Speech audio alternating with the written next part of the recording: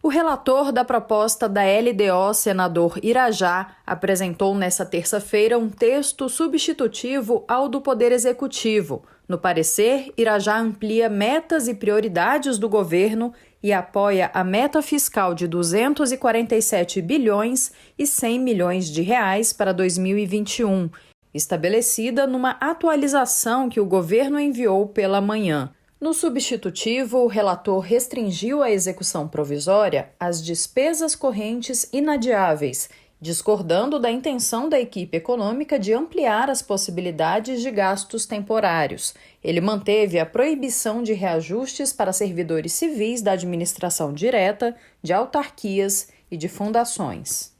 Como já havia sido acordado entre líderes partidários do Senado e da Câmara no início de dezembro, a análise da Lei de Diretrizes Orçamentárias para o ano que vem ficou marcada para este dia 16, diretamente pelo plenário do Congresso, sem a necessidade de passar pela Comissão Mista de Orçamento. É prioridade, nós precisamos dar a resposta que o Brasil precisa, ainda mais nesse momento de pandemia, de incertezas, né? Tenho certeza que a LDO já não vai passar pelas comissões, vão para plenário direto e nós vamos aprovar pelo menos a LDO. Nós dependemos dessa lei para poder normatizar o orçamento do ano que vem. A LDO, em primeira mão, deve ser debatida, deve ser votada, deve ser aprovada para possibilitar, então, se ter um orçamento correndo aí a partir de fevereiro. Já a votação da Lei Orçamentária Anual deve ficar só para 2021. Nós já sabemos que a lei orçamentária só vai ser votada em fevereiro, mas o janeiro é possível o governo trabalhar com o chamado duodécimo, 1/12 do orçamento. Este economista explica que qualquer tipo de auxílio emergencial do governo deve estar previsto no orçamento público. Pelo menos pelos 3 primeiros meses, há uma possibilidade de espaço fiscal se ocorrer alguma retirada de subsídios, principalmente em áreas mais pesadas, como agrícola, mineração ou siderurgia. Que para 2021, o próprio FMI já coloca como uma necessidade a manutenção do auxílio emergencial e também de outras políticas fiscais e monetárias de estímulo à economia nacional, pelo menos até a vacinação ficar mais acessível a grande parte da população.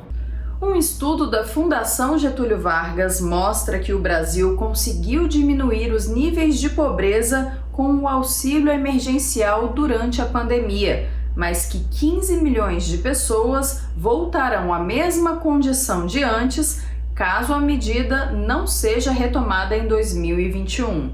Foi uma expansão nunca antes vista da política social, capaz inclusive de reduzir a pobreza e a pobreza extrema a níveis que nunca tinham sido registrados antes.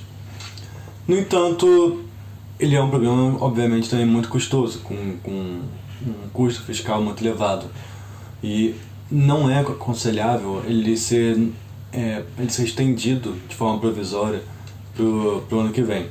O ideal seria o governo ter conseguido se organizar para conseguir alocar recursos, seja de outros programas menos eficientes, menos focalizados, seja de outros tipos de gastos, como privilégios, como gastos com o pessoal, e alocar esse tipo de despesa para uma expansão de uma política social de forma bastante eficiente, tal como é, por exemplo, o Bolsa Família.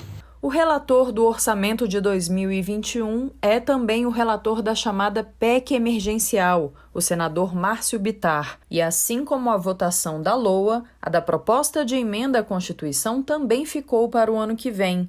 O texto deve criar mecanismos de ajuste fiscal, por exemplo, ao modificar limites para gastos com pessoal e proibir que novas leis autorizem o pagamento retroativo desse tipo de despesa.